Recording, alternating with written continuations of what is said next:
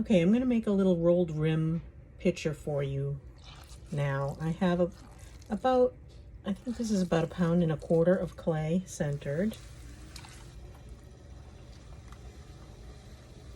I'm going to open it all the way up to the bat, or down to the bat. And this does not need to be very big. I mean, you can make it as big or as small as you want, but I want the finished diameter to probably be around 3 inches.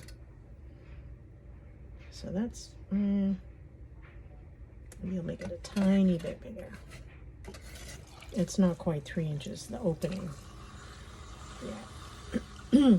And I want to maintain a little flange on the bottom so that when I attach this to the slab base that I'm going to roll out, I have a wider base at the bottom of the wall to help me attach it.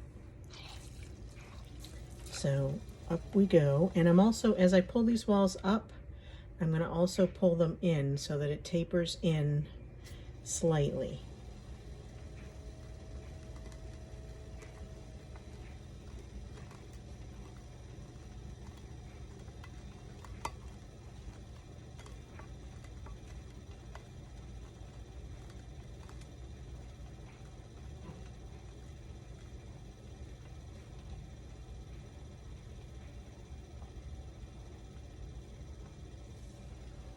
Okay, it's looking nice. Let me get a little taller. Again, I want to make sure I maintain that flange at the bottom.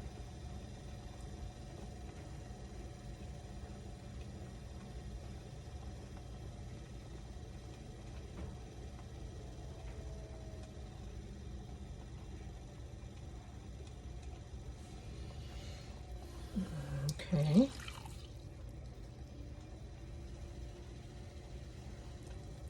I think I want it just a tiny bit taller, but this is just my preference. You can, once you see what this is, well, what it's going to look like, you can make it the size that you want, keeping it in proportion. It can't be too big because it's not going to have a handle. So it has to be manageable, a manageable size that you can hold it comfortably with one hand. That's kind of the limits here. So I think this is good. So now I'm going to roll this top edge. And so I'm just going to make sure it's nicely centered.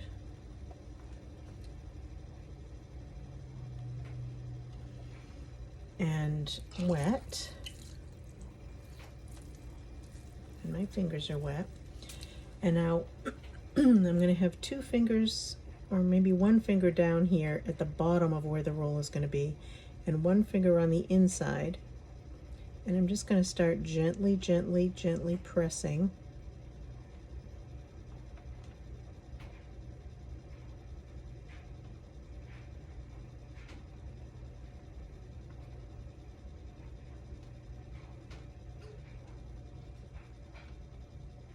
Just gently pressing.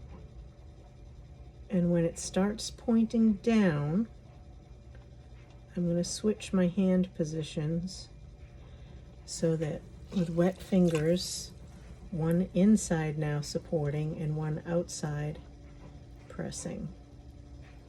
And I want to press this in such a way that I get a nice pronounced roundness to this rim.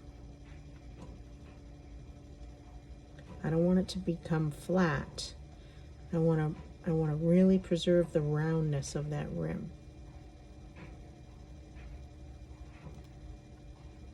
There, so I can feel that it's touching the wall now.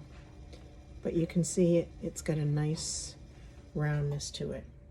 And that roundness is what's going to catch your hand and eliminate the need for a handle. So I'm going to take the water out of here. And take the water out of here.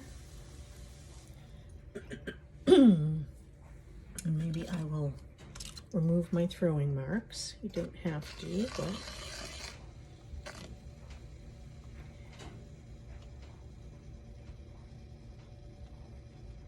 okay.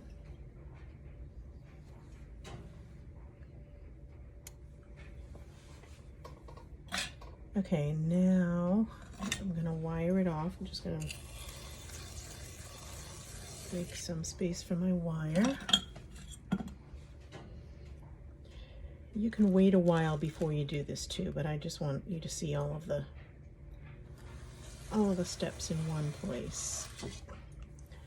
Okay, but it would be best if you could wait at least until this isn't tacky anymore.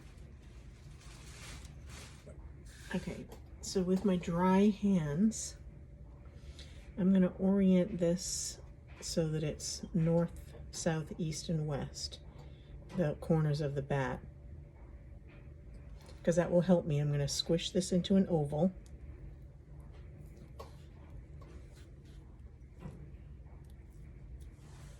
Okay, I'll pick it up and show you. Okay. I might want to squish it in a little bit more. Okay, so now when you use this, you're going to pick it up like this. So now, again, you would wait before doing this, but I just want to get it all in one video. I'm going to make the spout now. And so what I'm going to do is wet my fingers, and I'm going to hold like this. I've got 2 fingers here, and with these 2 fingers, I'm just going to start to wet it back and forth. And before I start making the spout, I'm going to pull up to thin out the area that's going to be the spout.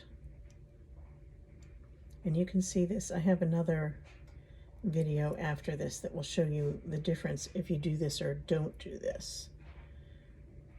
So here it's pulled up, and now I can start gently making the spout.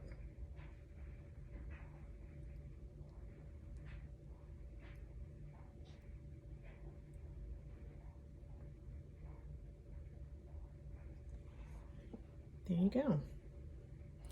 And again, I'll wait till this is a little drier, and then I'll finesse this a little bit more, but there's your profile, there's your spout. And you can see that the spout does not distort the shape of the rest of the rim, which I think is important. It doesn't look like the whole picture is tipping forward at the spout. So I will let this set up some more, and then I'll roll out a slab and just attach the slab to the bottom. And that's your little rolled rim picture.